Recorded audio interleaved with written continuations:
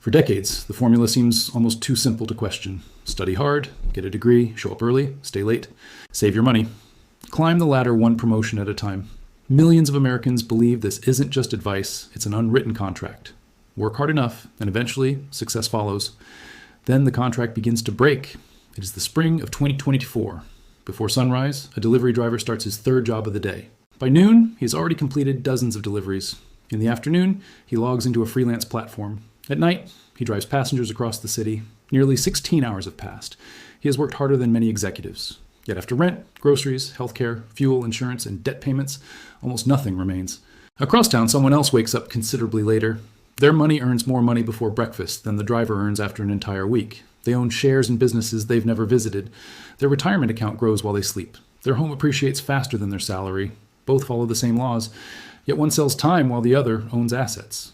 How does an economy built on rewarding hard work gradually become one where ownership matters more than effort? This isn't simply a story about inflation or corporate greed. Beneath every paycheck lies a financial machine that changes the value of labor. To answer that, we have to travel backward, not to 2008, but to a very different America, the Great Compression.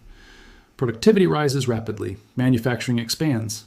Millions of veterans return home, gaining access to education and affordable housing.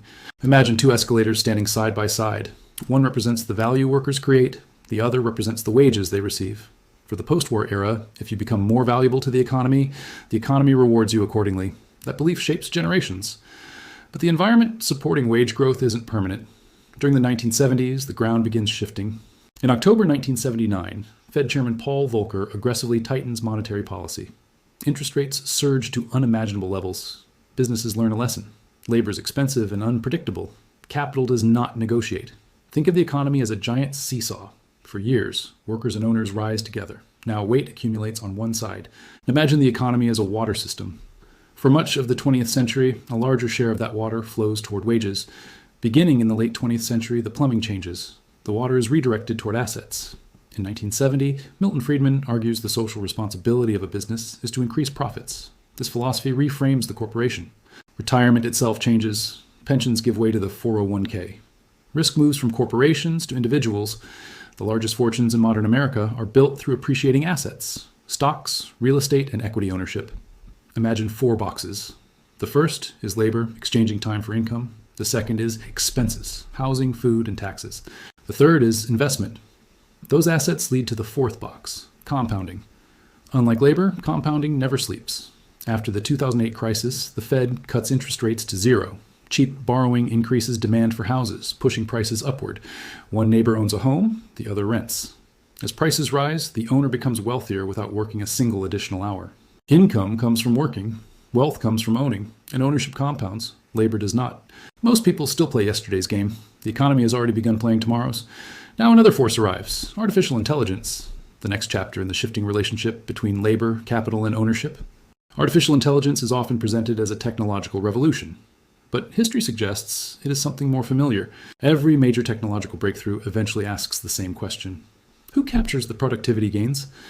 When the steam engine transforms manufacturing, factory owners initially benefit the most. When electricity reshapes industry, capital grows faster than labor.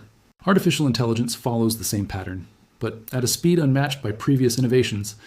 Imagine 2 law firms. The first hires 20 associates to review contracts manually. The second uses an AI platform capable of doing the same in minutes. The firm's productivity rises, its profits improve, and shareholders celebrate.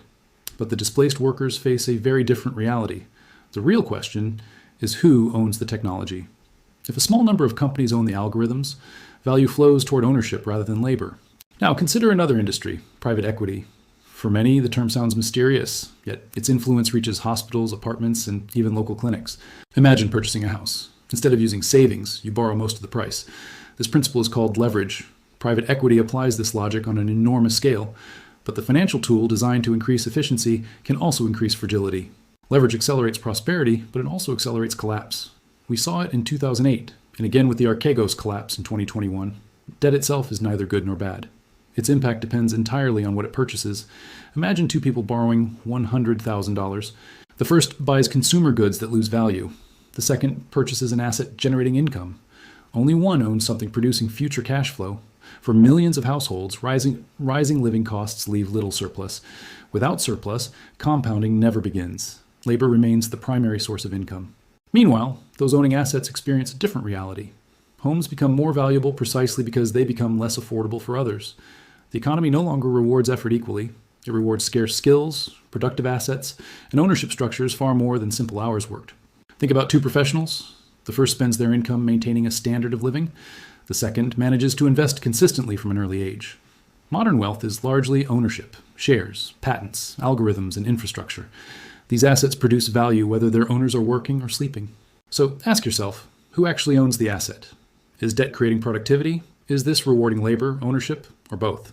The promise that hard work guarantees success was written for a different version of America. The challenge today is turning effort into wealth. In the modern economy, success is no longer defined solely by the hours you work. It is defined by what those hours allow you to own.